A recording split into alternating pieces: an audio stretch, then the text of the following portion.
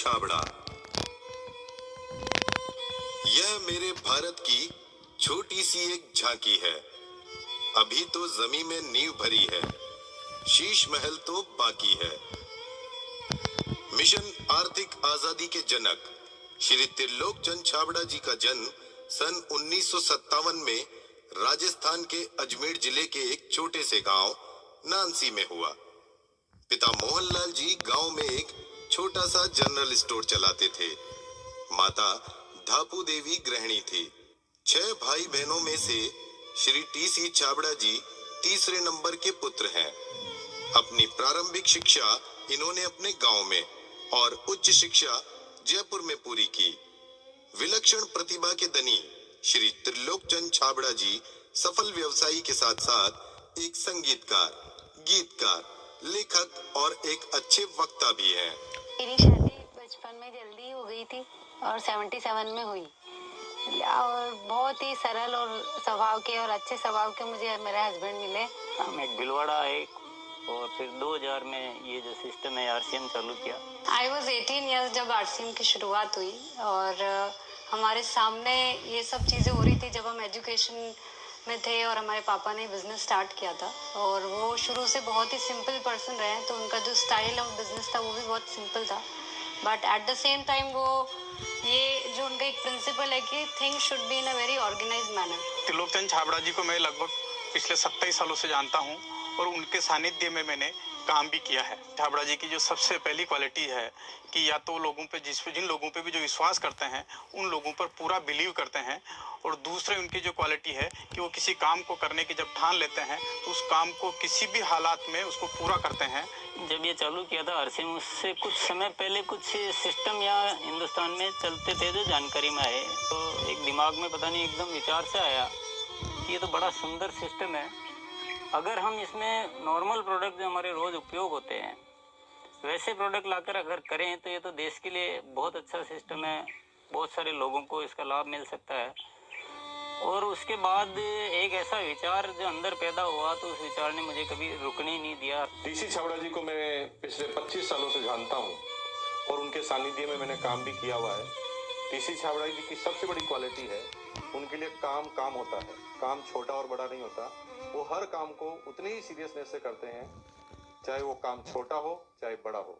मुझे याद है जब आरसीएम की सबसे पहली मीटिंग हुई थी, एकदम फर्स्ट मीटिंग, मैं उस मीटिंग में प्रेजेंट थी और वो एक पेड़ के नीचे बाहर मीटिंग हुई थी जहाँ पे मुश्किल से शायद 20 लोग बैठे होंगे। क्या मालूम, इनसे पहली बार मिलते ही मुझे लगा कि कुछ विशेष व्यक्ति है ये, जो बोल दिया एक बार फिर वो याद है, वो एक कंप्यूटराइज काम हो गया। मेरी एक नेचर है कि मुझे अगर कोई चीज़ अच्छे से समझ में आ गई, मैं कन्विंस हूँ कि हाँ ये ज़िंदगी में सही है या ये काम सही है, तो मैं फिर किसी के रोके रुकता नहीं हूँ। तो आरसीएम की भी यही कहानी है। शुरू में सबने मना किया, परिवार वालों ने भी मना किया, दोस्तों ने भी मना किया, बहुत सारी चीज़ें भी हुई, लेकिन मैं कन्विंस था, मुझे समझ में आ गया था कि ये सिस्टम है, इसको देश को इसकी ज़रूरत है, आम आदमी की ज़रूरत है। वो हमेशा एक ही चीज़ बोलते हैं लाइफ में कि चाहे दुनिया कहीं पे भी कुछ भी कर रही हो, चाहे पूरी दुनिया भी अगर वो चीज़ कर रही है और अगर वो गलत है तो हमको उसका साथ नहीं देना चाहिए, हमको हमेशा सही चीज़ ही करनी चाहिए। जो उन्होंने अपने जबान से कहा उसको उन्होंने पूरा किया। जबान के सच्चे ये उनमें मानता है। एमएलएम के नाम पर ज़्यादातर कंपनियां कुछ महंगे प्रोडक्ट लाती है उसमें और ज़्यादा कुछ उसमें से बांटने की कोशिश करती है, और हम आरसीएम में ऐसे क्यों प्रोडक्ट लाते हैं जो बहुत कम रेट में होते हैं। बहुत ज़्यादा इधर कुछ चीज़ों को हाई फाई करना या कुछ बहुत ज़्यादा हर कहीं खर्च कर देना, तो मेरे को कुछ महंगी चीज़ खरीदना पसंद नहीं है लाइफ में। तो मेरे को जो पसंद नहीं है मैं बेच कैसे सकता हूँ। हमारे हिंदुस्तान का मिशन मंगल इसका एक बहुत बढ़िया उदाहरण है कि उन्होंने उस पर्टिकुलर बजट में उनको बनाने की सोचा तो उन्होंने वो चीज़ बना कर दी। ये कोई भी वादा करते हैं वो पूरा करते हैं और इन्होंने जो सोच लिया कि मुझे ये काम करना है वो करके रहते हैं, और इन्होंने जो भी सोचा ईमानदारी से कर रहे हैं पूरा। बहुत सारी चुनौतियाँ आई इस काम को करते हुए। बहुत सारे लोगों ने साथ निभाने का वादा किया, साथ चले, काम को आगे बढ़ाया, फिर उनके मन में पता नहीं क्या लालच आया तो उन्होंने पूरा बाहर जाकर एक नई कंपनी शुरुआत की और पूरा आरसीएम पर अटैक करना चाहिए और आरसीएम के सारे लोगों को, सारे सिस्टम को तोड़ने की एक बार नहीं कई बार, बार बार ऐसे प्रयास हुए कि जब ऐसी घटना हुई है तब आरसीएम में बड़े निर्णय हुए हैं। जो सामान्य गति से चल रहा था उसमें एक मजबूती आई, एक बड़े निर्णय लेने की ताकत आई कि अब तो इसको करके ही रहना है। वो बहुत कम बोलते हैं और बोलते हैं वो एकदम सत्य और सीमित मात्रा में।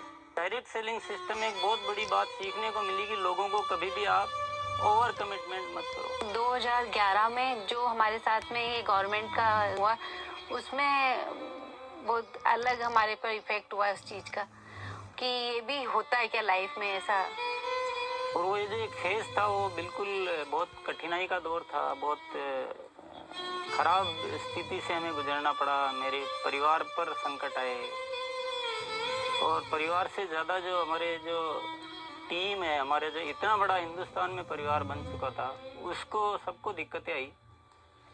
लेकिन एक मन में विश्वास था कि आखिर जो सत्य हो तो सामने आएगा। ऐसा ट्रैजिक पीरियड आया था कि पूरी दुनिया ने बोल सकते साथ छोड़ दिया। इनफैक्ट जो एकदम अपने बोलने के लिए होते हैं उन लोगों ने भी साथ छोड़ दिया। लेकिन पापा की वो जो हिम्मत थी, और जब भी हमने उसके बाद या उस दौरान जब भी हमको मौका मिला उनसे बात करने का, उन्होंने एक ही चीज़ बस हमको बोली थी कि सब कुछ ठीक होगा क्योंकि हमने कुछ गलत नहीं किया किसी के साथ। हमारे जो आरसीएम परिवार है उनका इतना विश्वास था कि उन्होंने 1 साल इंतजार किया और पूरा डटे रहे। और जब उनका इतना विश्वास था तो उस विश्वास में इतनी ताकत आ गई और ये सब चीज़ें, जो भी संकट का समय था वो निकला और अब सब चीज़ें धीरे धीरे अच्छी हो रही है। ऐसे साथी मुझे इस सिस्टम की वजह से मिले। आज इतनी बड़ी सेना कह सकते हैं, इतना बड़ा परिवार कह सकते हैं देश के कोने कोने में, और उसमें इतने जो संस्कार बने हैं, ये हमारे लिए एक बहुत खुशी की बात है। इतना बड़ा व्यापार उद्योग धंधा होने के बावजूद, इतनी बड़ा साम्राज्य होने के बाद भी उनमें तनिक भर भी अहंकार या पैसा होने का घमंड दिखलाई नहीं देता है। ये उनकी सादगी और उनकी मानता को दर्शाता है। मुझे मेरे फादर इन लॉ की एक क्वालिटी सबसे अच्छी लगती है कि वो आज इतना बड़ा बिजनेस करने के बावजूद भी वो इतने डाउन टू अर्थ है कि किसी को भी विश्वास नहीं होता जब मैं उन्हें उनकी बातें, उनके किस्से सुनाती हूँ। एक छोटी सी बात ले लीजिए, अब हम जब भी खाना खाते हैं हम डाइनिंग टेबल में बैठ के खाते हैं, पर वो आज भी प्रेफर करते हैं कि हम ज़मीन पे उनके साथ बैठ के उनके साथ भोजन करें। त्रिलोकचंद जी छाबड़ा एक व्यक्ति नहीं, आंदोलन है। उनके जीवन में उन्होंने बहुत संघर्ष तो किया ही है, लेकिन सबसे बड़ी बात उनमें है सादगी और सच्चाई। आरसीएम की शुरुआत से ही मैं काम कर रहा हूं और जब आरसीएम बिजनेस की शुरुआत हुई थी तो टीसी छाबड़ा जी की एक सोच थी कि दुनिया में जो कंपनियां आती है मल्टी लेवल मार्केटिंग में, वो बड़ी बड़ी और महंगे महंगे प्रोडक्ट लेकर आती है। तो टीसी छाबड़ा जी की सोच थी कि मैं एक ऐसी कंपनी की स्थापना करूं जो इस तरह के प्रोडक्ट बनाए जो इंडियन रेट में हो, इंडियन कल्चर में हो, इंडियन मेंटालिटी को सूट करते हो और आम आदमी उस बिजनेस को कर सके, आम आदमी अपने जीवन को बदल सके। 2016 में इसकी गाइडलाइन जारी की गई भारत सरकार द्वारा।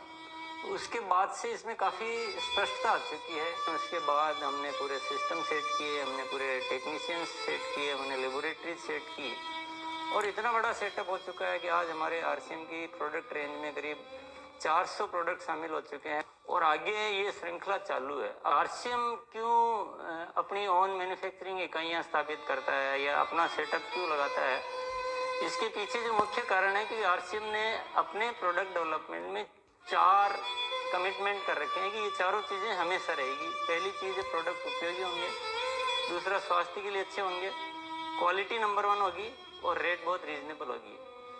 आरसीएम हमेशा उसके लिए कमिटेड है और इसीलिए इतनी सारी इकाइयाँ स्थापित की गई है और नए प्रोजेक्ट प्लानिंग में है। फर्स्ट ईयर था उस समय 21 करोड़ का टोटल टर्नओवर हुआ था और हाईएस्ट टर्नओवर जो है आरसीएम का वो 1750 करोड़ तक एक साल का हो चुका है। अच्छी बात ये कि हर साल 30% ग्रोथ हो रही है, पिछले 5-6 सालों से मेंटेन ग्रोथ है। अपनी तरफ से पूरी कोशिश ये रहेगी कि कोई भी कमी किसी भी तरह की हमारी तरफ से नहीं रहेगी कि इस काम को एक बहुत ऊंचे मुकाम पर पहुंचाना है।